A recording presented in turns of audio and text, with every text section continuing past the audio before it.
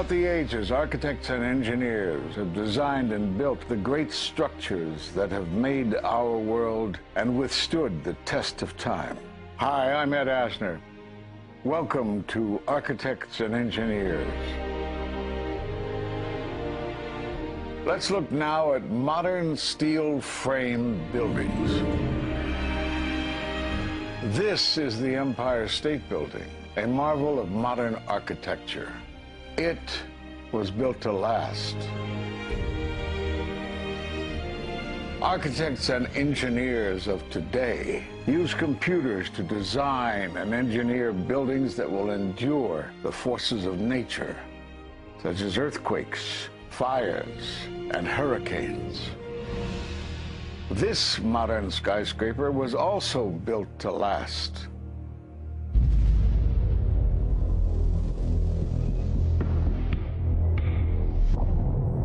We've seen buildings completely destroyed like this before, but only when done intentionally. Danny Jowenko is the expert on this in Europe. What did he say? Dit is controlled demolition. Zeker weten. Zeker weten. Er is nagesprongen. Dit is in opdracht gebeurd. Het heeft een team gedaan van experts. Let's compare.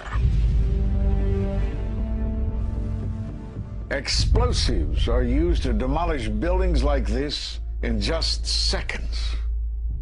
Okay, so it's a controlled demolition. What's the problem with that? Well, it happened on the afternoon of 9/11 at the World Trade Center. Let's just think about this. Controlled demolitions cannot be engineered and rigged in a day. It takes months. And therefore, this event must have been planned in advance. You hear that? Keep your eye on that building as they're coming down. The building is about to blow up. Move it back. We are walking back. There's a building about to blow up. Did they actually use the word brought down, and who was it that was telling you this? In the fire department, and they did use the word, we're going to have to bring it down. And these people heard explosions. We heard this sound that sounded like a clap of thunder. It looked like there was a shock wave ripping through the building, and the windows all busted out. About a second later, the bottom floor caves out. The building followed after that. He takes his hand off, and you hear 3, 2, 1, and it was boom, boom, boom, boom, boom. And these reporters recognized it as a controlled demolition. And I turned in time to see what looked like a skyscraper implosion. Looked like it had been done by a demolition crew. The whole thing just collapsing down on itself. For the third time today, it's reminiscent of those pictures we've all seen too much on television before, when a building was deliberately destroyed by well-placed dynamite to knock it down. It was almost as if it were a planned implosion. It just pancaked. So what's the problem if this was a planned demolition? Well, we are told by government agencies that this building came down as a result of normal office fires. The National Institute of Standards and Technology produced their final report in 2008. World Trade Center 7 collapsed because of fires fueled by office furnishings. It did not collapse from explosives or from fuel oil fires. But what do you think brought down the building? And what caught my eye is more than 1,300 architects and engineers examine the evidence about Building 7's collapse and disagree with the official report issued by the National Institute of Standards and Technology. I certainly am much more open-minded about it than I was, and it is because of the involvement of the 9/11 families and all these engineers and architects. You are about to hear from architect of 23 years, Richard Gage, AIA, member of the American Institute of Architects and founder of Architects and Engineers for 9/11 Truth. Now there are more than 1,500 architects and engineers who say that it could not have been brought down by office fires. They are backed by 9/11 family members who are calling for an independent, unbiased investigation. I'm Richard Gage. Fires have never before caused the collapse of any skyscraper. even though there are numerous examples of much hotter, larger, and longer-lasting fires in these buildings. And in the case of Building 7, the fire that NIST said started the collapse had actually burned out over an hour before. It could not have caused the collapse, as NIST claims.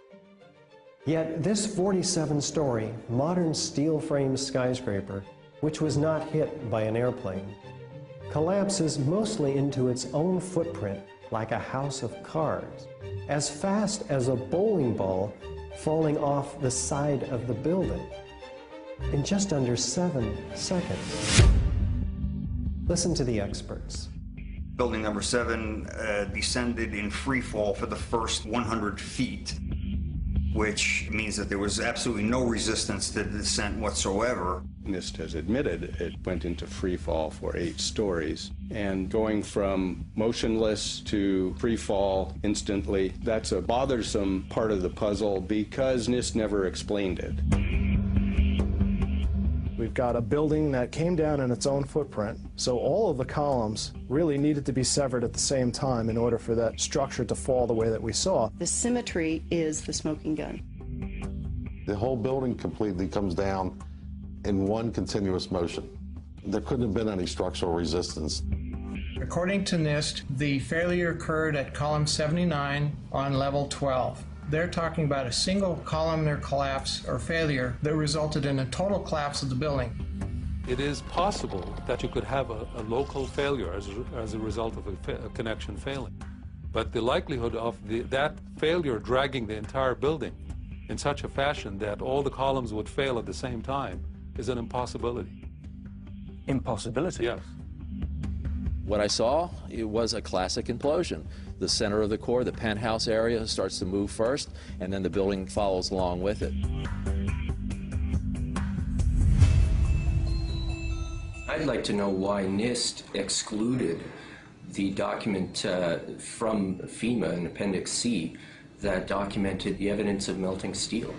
Why is this forensic evidence not being included in the report? In an office fire, you cannot generate enough heat to melt steel.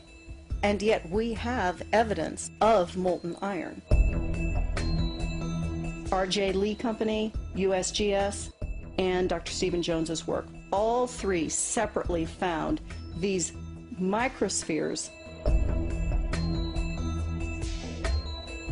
In the dust, we found what we characterize as unreacted thermitic material in the shape of some very tiny red-gray chips, which have different properties, and in the reaction they produce molten iron, which is the prime indication of a thermitic reaction. And such a reaction can be used to destroy steel structures.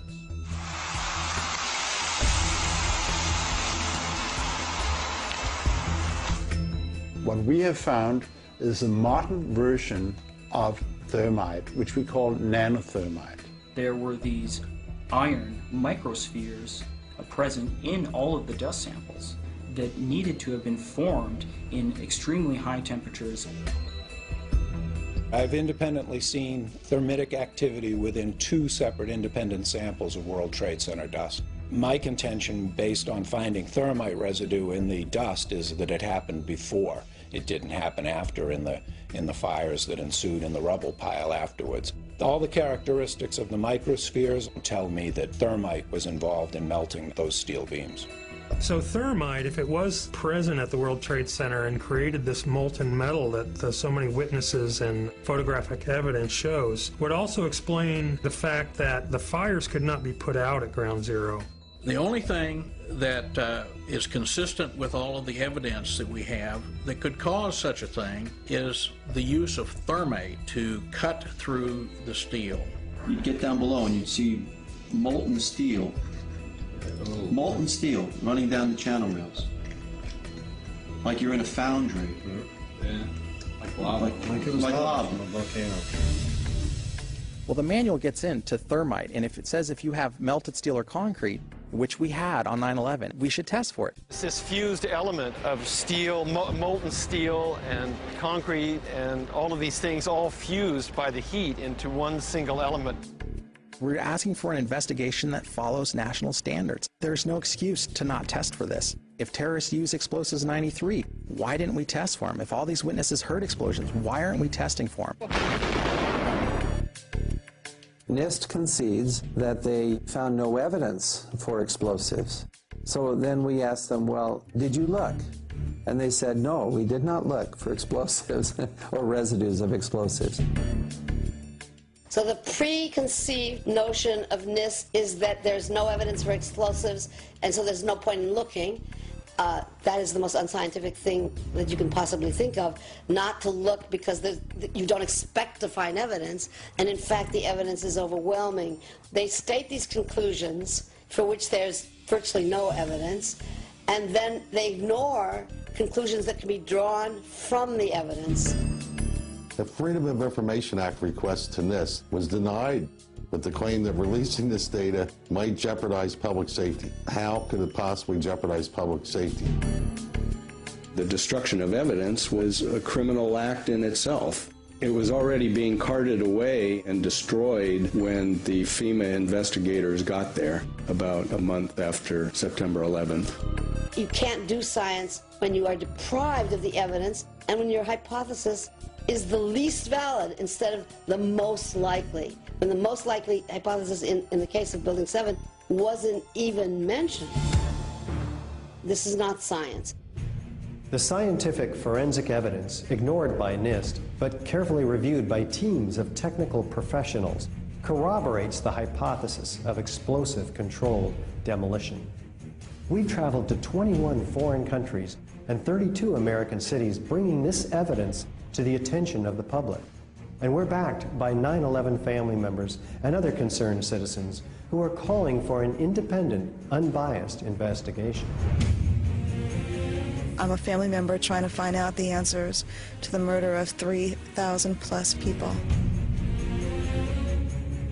The bottom line is that it needs to be investigated properly.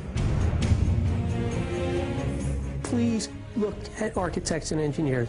People all around the world, scientists all around the world are questioning this. And there's some deep, deep explaining to do. It took some kind of consciousness raising on my part before I was willing to look at the possibilities. And really, you need to go where the evidence leads. As an engineer, and I have 3 degrees in engineering, I signed that petition for architects and engineers for 9/11 Truth some time ago because the American people absolutely need the truth of 9/11. Look at the evidence. In fact, I'll say this very categorically. Any reasonable person who looks at the evidence that's been brought forward has got to come away with the feeling that something has to be done, a real investigation has to be put forward. We will never heal. This country will never, ever, ever forget that day. We have to demand a new investigation. I want justice here.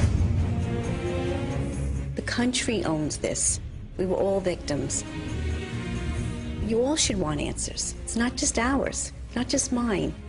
We all lost something that day.